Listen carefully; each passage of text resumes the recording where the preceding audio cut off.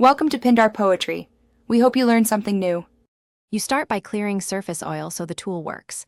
Wash the area thoroughly, then steam or use a warm compress to soften pores.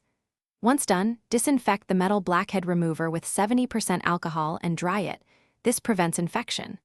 Position the loop at a shallow angle, rest your finger on nearby skin for stability, and apply steady, even pressure.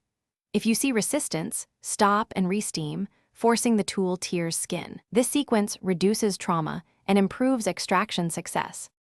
You now move into precise, controlled extractions. Choose the loop size that matches the lesion to distribute pressure evenly. Place the loop over the follicle, press down while sweeping across the pore rather than digging straight in. That motion encourages the plug out with minimal skin damage. Make sure to change angles slightly and re-steam stubborn spots. Repeated hard attempts increase bruising. Between each extraction, wipe the tool and the area to prevent cross-contamination and to monitor progress visually. You finish by calming inflammation.